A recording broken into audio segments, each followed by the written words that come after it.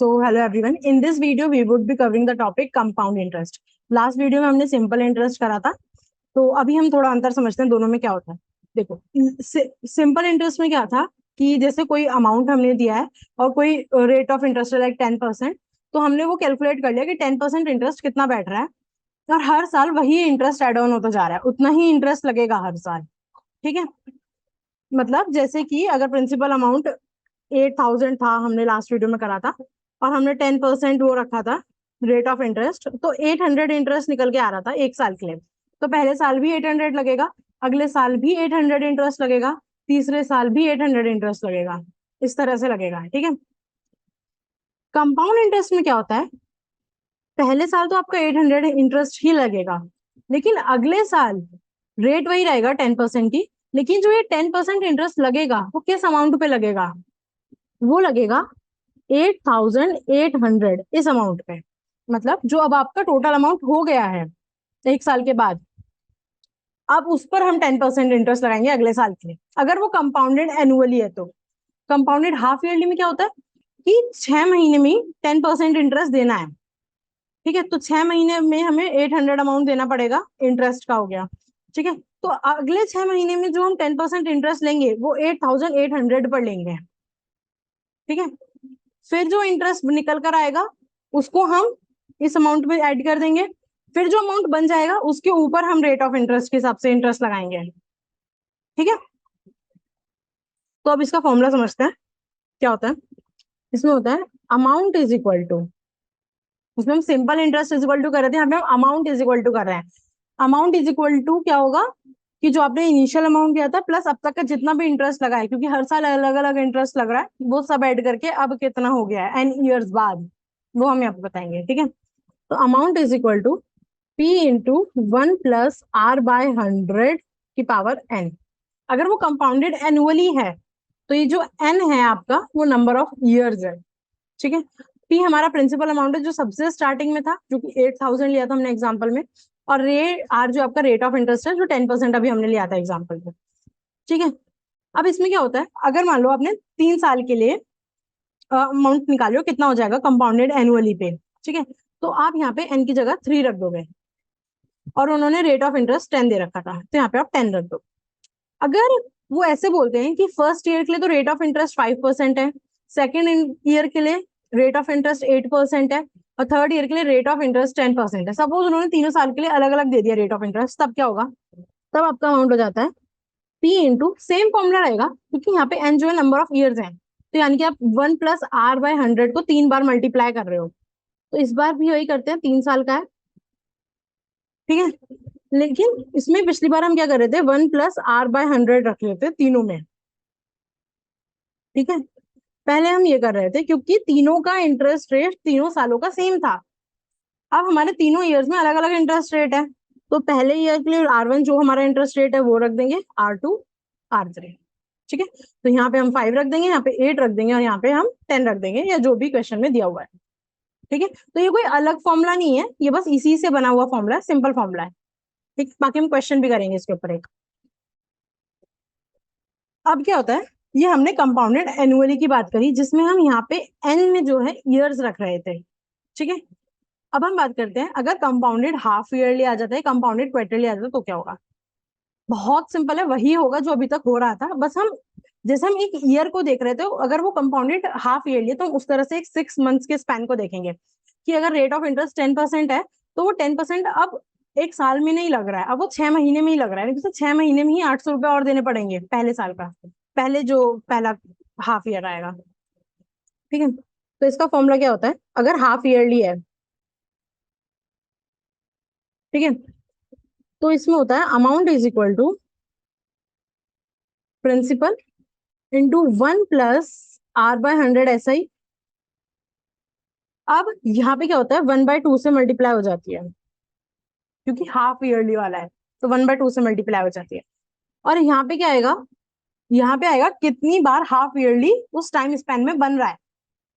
जैसे कि अगर हम 3 इयर्स बात करते थे, तो जब एनुअली था तो हम वहां पे 3 लिख देते थे, क्योंकि एनुअली वहां पे 3 बार बन रहा है, 3 इयर्स है। अब मान लो यहाँ पे 2 इयर्स दिया है उन्होंने, कि 2 इयर्स में कितना अमाउंट हो जाएगा compounded half yearly. Half yearly compound interest लग रहा है हर हाफ ईयर में, और 2 ईयर्स है तो 4 बार हो गया, तो यहाँ पे हम 4 लिख देंगे। ठीक है, इस तरह से होता है। क्वार्टरली में क्या होगा उसका आप लोग बताएंगे। ठीक है, क्वार्टरली में अमाउंट क्या हो जाएगा, जैसे ऊपर रखा था P × 1 + R/100, ये किससे मल्टीप्लाई होगा, 1/4 से मल्टीप्लाई होगा।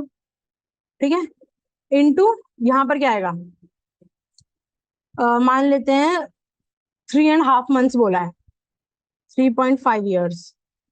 ठीक है, तो एक साल में 4 क्वार्टर्स होते हैं, तो 3 साल में 12 क्वार्टर्स हो गए, और आधे साल में 2 और, तो 14 हो गए। ठीक है, ठीक है, ये हमारे फॉर्मूले हो गए। इसके अलावा जो एक और चीज आती है, देखो अभी तक के हमारे सिंपल थे फॉर्मूले, पहला सिंपल फॉर्मूला था, ये एक चीज बस आपको याद रखनी है, इसी से बाकी सारे फॉर्मूले बन जाएंगे। ठीक है, तो amount is equal to P × 1 + R/100 × n, जो कि n जो है वो अगर एनुअली है तो वहां पे ईयर्स आएगा। इसमें अगर हर ईयर के लिए या हर टाइम स्पेन के लिए अलग अलग दे रखा है रेट ऑफ इंटरेस्ट, तो हम अलग अलग मल्टीप्लाई कर देंगे, रेट ऑफ इंटरेस्ट अलग अलग जो क्वेश्चन में हर ईयर के हिसाब से दिया हुआ है वो लिख देंगे। हाफ ईयरली में क्या चेंज होगा, जो यहाँ पे R/100 कर रहे थे, इसमें 1/2 से और मल्टीप्लाई कर देंगे, क्योंकि हाफ हाफ ईयरली है। और यहाँ पे क्या आएगा, हाफ ईयरली है तो जितना हमें टाइम पीरियड दिया उसमें हाफ ईयरली के जितने स्पेंस बन रहे होंगे वो हम यहाँ पे लिखेंगे। ठीक है, क्वार्टरली में वही, क्वार्टरली के लिए 1/4 कर दिया, और क्वार्टरली के जितने स्पेंस उस टाइम पीरियड में बन रहे होंगे हम वो लिखेंगे। ठीक है, अब एक और चीज आती है, मान लो कंपाउंडेड एनुअली है, ठीक है, सिंपल एनुअली ही है, लेकिन उसने दे रखा है 1 ईयर एंड 3 मंथ्स। अब अगर यहाँ पे क्वार्टरली होता तो सिंपल ये 5 क्वार्टर्स बन रहे हैं तो हम आराम से 5 लिख दे, लेकिन ये एनुअली है, तो एनुअली में हम क्या करते हैं, इसको 3 ईयर्स ले लो। ठीक है, 3 ईयर्स 3 मंथ्स, तो हमारा अमाउंट कितना हो जाएगा, अमाउंट हमारा हो जाएगा P × 1 + R/100 × 3, शुरू के 3 साल के लिए तो इतना हो गया, बचे 3 मंथ्स। 3 मंथ्स कितना होता है, 1/4 of the year, 3/12 of the year, तो इसको उतने से और मल्टीप्लाई करेंगे हम, 1 + 3/12 × R/100। ठीक है, ये फॉर्मूला हो जाता है जब हमारा ये पूरा एक स्पैन पूरा कंप्लीट नहीं हो रहा होता, उस टाइम पीरियड में वो फ्रैक्शन में रह जाता है वो स्पैन, तो हम वो फ्रैक्शन से यहाँ पे मल्टीप्लाई कर देते हैं, और ये पावर ऑब्वियसली 1 ही रहेगी, क्योंकि एक ही साल पूरा नहीं हो पाया, तो पावर बढ़ाने का तो मतलब ही नहीं है। ठीक है, ओके, अब हम थोड़े से क्वेश्चंस करते हैं इसके ऊपर। ठीक है, find compound interest on 18,750 at 8% per annum for 2 years 5 months। ये वही चीज होगी जो हमने अभी भी देखी है जस्ट। इसमें हम अमाउंट निकालेंगे अपने फॉर्मूले से, हो गया P × 1 + R/100 2 ईयर्स के लिए, और 5 मंथ्स का और बचता है, तो 1 + 5/12 × R/100। ठीक है, अब इसमें जो होगा, जो सॉल्व करके आएगा वो आपका आंसर नहीं होगा, क्योंकि यहाँ पे कंपाउंड इंटरेस्ट पूछा और ये हम अमाउंट कैलकुलेट कर रहे हैं।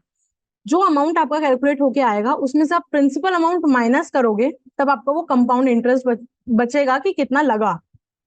ठीक है, इसको करते हैं, 18 प्रिंसिपल की जगह रखोगे ये, 1 + रेट हमने दे रखा है 8/100 × 2 × 1 + 5/12 × 8/100, और जब आप इसे सॉल्व करोगे तो ये आएगा आपका 22599। पर ये अभी अमाउंट आया, कंपाउंड इंटरेस्ट कितना हो जाएगा, अमाउंट में से हम प्रिंसिपल को माइनस कर देंगे, तो ये -18,750। ठीक है, this would be our answer. Next question, find compound interest on ₹5,000 for 3 years, the rate of interest being 5% during first year, 8% during second year। ये वही क्वेश्चन है जो भी हमने समझा था। ठीक है, मैं फिर भी एक बार आपको लिख के दिखा देती हूँ। ये हो गया, amount is equal to principal हमारा कितना है 5,000 × 1 + पहले ईयर का 5/100, सेकेंड ईयर का 1 + 8/100, थर्ड ईयर का 1 + 10/100। ठीक है, इसको कैलकुलेट करोगे ये अमाउंट आएगा, इसमें से आपको वापस ये 5000 प्रिंसिपल माइनस करना पड़ेगा, तो आपका कंपाउंड इंटरेस्ट आएगा। ठीक है, ये जब आप कैलकुलेट करोगे तो आपका अमाउंट आएगा 6237। ठीक है, और आपका कंपाउंड इंटरेस्ट कितना हो जाएगा, इस अमाउंट में से आप इनिशियल जो आपका प्रिंसिपल अमाउंट है उसको माइनस कर दोगे, यानी कि 1237। ठीक है, 1237। ओके, ठीक है, नेक्स्ट क्वेश्चन है, find compound interest on 25,000 rupees at 12% per annum for 1 year compounded half yearly. ठीक है, तो इसमें हम करते हैं क्वेश्चन, तो ये हमारा अमाउंट हम कैलकुलेट करेंगे पहले। Amount is equal to principal 25,000 into 1 + R/100 into, क्योंकि हाफ ईयरली है तो हम डायरेक्ट ऐसे नहीं कर सकते, इसको हमें 1/2 से मल्टीप्लाई करना होगा अंदर, और अब हम लिखेंगे R/100। ठीक है, और पावर कितनी हो जाएगी, क्योंकि हाफ ईयरली और 1 ईयर के लिए है। ठीक है, तो 1 ईयर में हाफ ईयरली कितनी बार हो गया, 2 बार हो गया, तो यहाँ पे 2 हो जाएगी इसकी पावर। ठीक है, ये हो जाएगा 25,000 इंटू 1 + 6/100 स्क्वायर।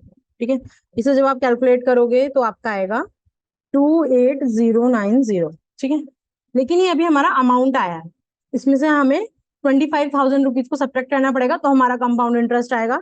तो कंपाउंड इंटरेस्ट कितना हो जाएगा, इसमें से आपके 25,000 जाएंगे तो ये हो जाएगा 3090।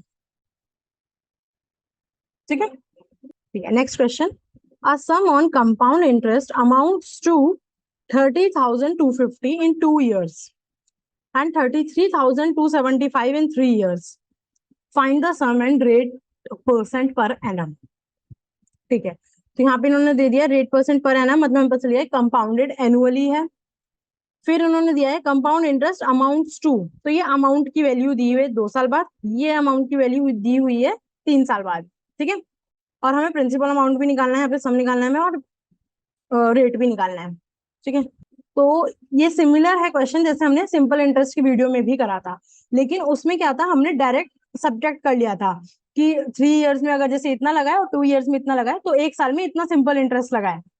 लेकिन ये चीज हम यहाँ पे नहीं कर सकते, वहां पे हमने इसलिए कर ली थी क्योंकि सिंपल इंटरेस्ट जो होता है वो हर साल के लिए कांस्टेंट लगता है, लेकिन यहाँ पे कंपाउंड इंटरेस्ट है, ये कितना लगेगा ये डिपेंड करेगा कि पिछले वाले साल का कितना हो चुका है, उस पर इंटरेस्ट लगेगा।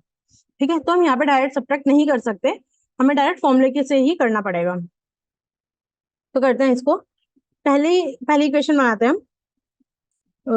पहला अमाउंट जो हमें दे रखा है वो दे रखा है 30,250, जो कि हमारा अमाउंट, और ये कितना हो जाएगा, प्रिंसिपल अमाउंट जो हमें पता नहीं है, दिस इंटू 1 + R/100 लेंगे क्योंकि कंपाउंडेड एनुअली ही है, इंटू, अब पावर हो जाएगी 2 क्योंकि 2 इयर्स है। ठीक है, ये हमारे पास फर्स्ट इक्वेशन हो गई।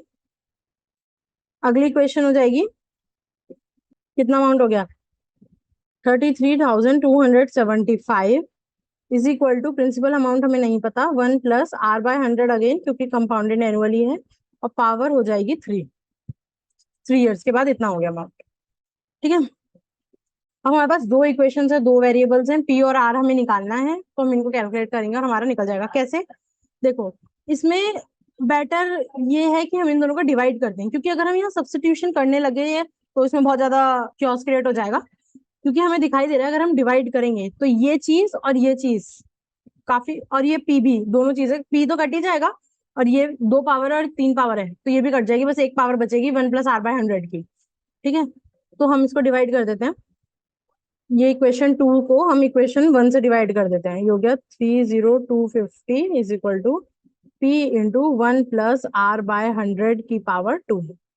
ठीक है, जब आप इसे डिवाइड करोगे तो P से P कट जाएगा, और ये R² भी कट गया वहां से। ठीक है, तो ये आपका हो गया 33,275 upon 30,250 is equal to 1 + R/100।